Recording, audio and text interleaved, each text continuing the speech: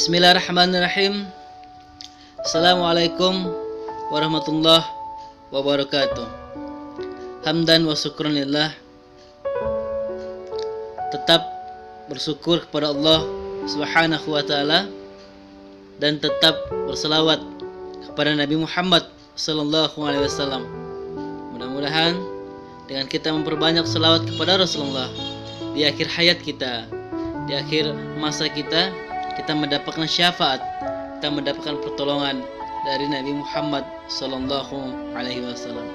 Sahabat-sahabat yang dimuliakan Allah, sebuah kisah yang menggores hati, yaitu seorang anak kecil yang sangat mencintai Nabi Muhammad sallallahu alaihi wasallam.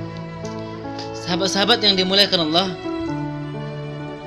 di zaman Syekh Abdurrahman Adibai, ketika Syekh Abdurrahman Adibai dengan para rombongan dia ingin pergi ke pemakaman Nabi Muhammad SAW, ingin ziarah ke kubur Muhammad SAW.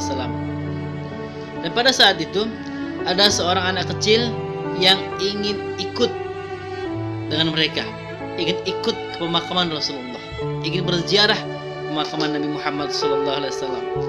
Lalu para rombongan berkata kepada anak kecil tersebut, anak kecil, kau tidak boleh ikut karena perjalanan ini sangat jauh. Perjalanan ini memakan waktu yang amat sangat panjang, waktu 3 hari, 4 hari, bahkan 1 minggu. Kau tidak bisa ikut, kata para rombongan. Akhirnya sahabat-sahabat yang dimuliakan Allah, anak kecil tersebut pergi.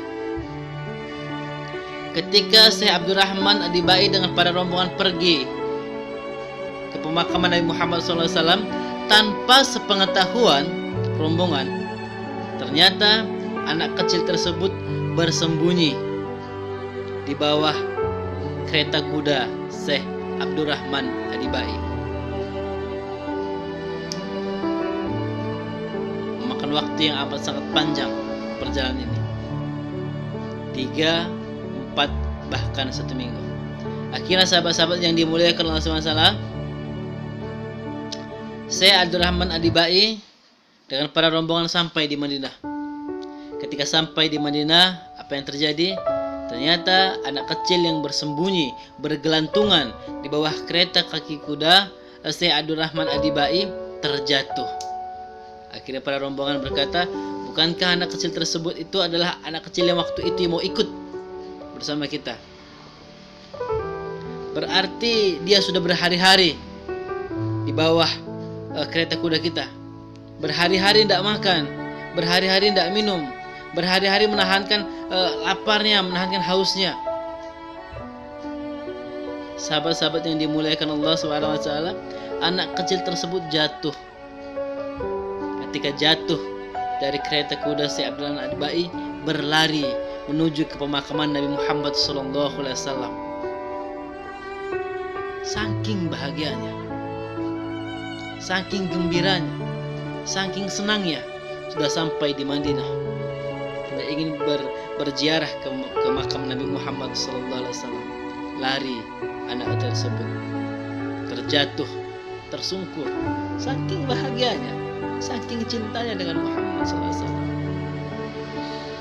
Ketika terjatuh, tersungkur, dia ambil pasir-pasir Madinah, dia usapkan ke wajahnya sambil air mata terurai. Sahabat-sahabat yang dimuliakan Allah SWT, akhirnya anak kecil tersebut meninggal dunia. Ketika sampai di Madinah, anak kecil tersebut meninggal dunia.